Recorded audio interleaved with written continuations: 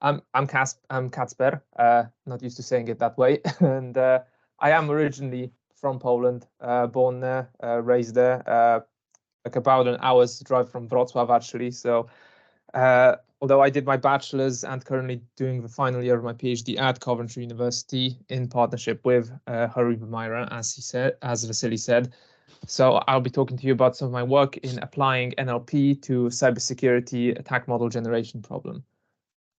So this is the structure that I'm attempting to generate. It's called an attack tree. So these are meant to be graphical representations of how high-level attack goals can be decomposed into increasingly smaller sub-goals and eventually individual actions that an attacker can take on a system.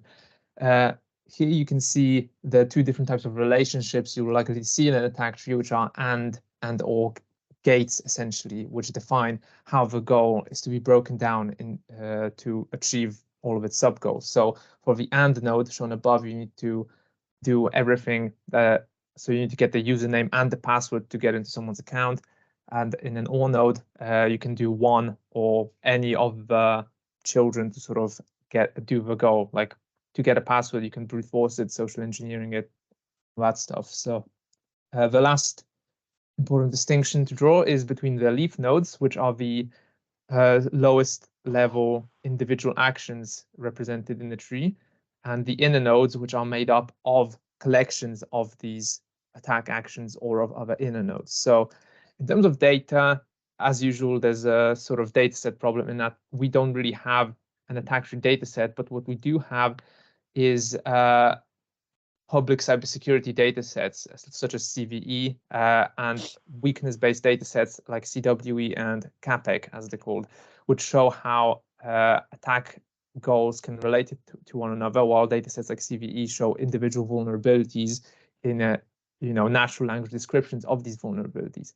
This information was used to create attack trees to take the highest level goals in the data set and break them down into further entries until you arrive at the lowest level vulnerabilities.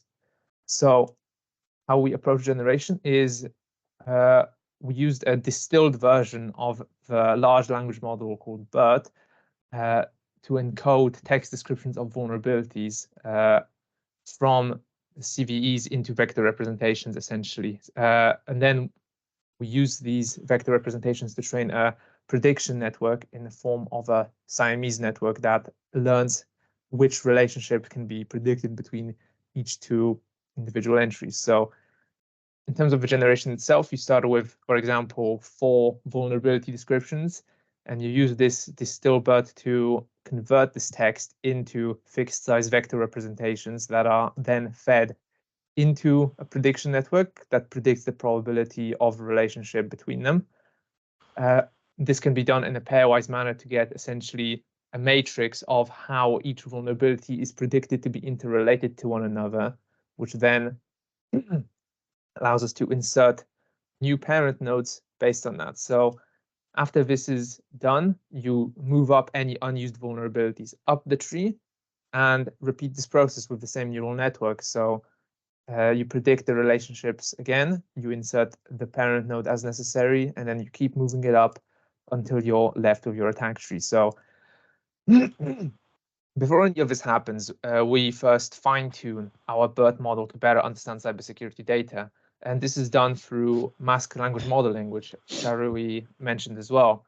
So here's an example CVE description where we mask about 15% of the tokens. So we put a mask over these words and then try to train the BERT model to guess what is under the mask. So in this case, these are the guesses, and this is what actually was under them. So for the most part, it did a pretty good job, but sometimes it replaces the word without with, which is the opposite, and replaces VPN configurations with VPN devices, which I guess kind of makes sense.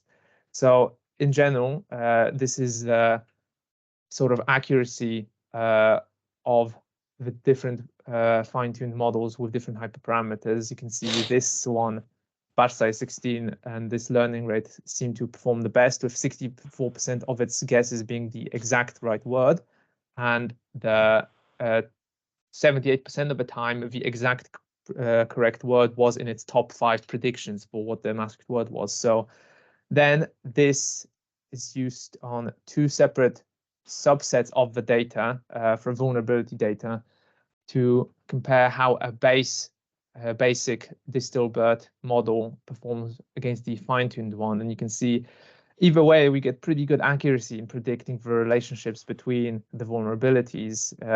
With dataset A, the fine-tuned model has quite a big advantage over the basic one. And in this dataset B, there's a very small difference with the fine-tuned model actually not doing quite as well, which kind of implies the problem might not be complex enough to necessitate fine-tuning, or maybe that we should do a different fine-tuning strategy at all. Maybe masked language modeling just isn't representative of the information that is then used by the Siamese network to predict relationship. Who knows? So in terms of actual empirical results, you have this table, which isn't exactly clear, but what it basically shows is that in both data sets, with the number sign showing the number of underlying groupings of vulnerabilities, exact shows how many exactly correct structures were generated when we're on 100 random samplings of these CVE vulnerabilities. Anomalies mean predictions that have 1 or 2 vulnerabilities that shouldn't be in there, and the similarity is a percentage of, with the equations shown at the bottom, essentially the nodes intersection between the actual tree and the generated tree over the union of them. So the closer the generated trees on average will be to the actual underlying trees, the higher the similarity score. And either way, we get pretty good results on that. So I got through that pretty fast. I removed most of the technical details from this. Yeah, if we have a paper that's hopefully coming out soon, if anyone's more interested, or you can email me or contact anyone else if you're more interested in this research, and I'm pretty sure I'll be answering any questions if anyone has any. But yeah, that's basically it.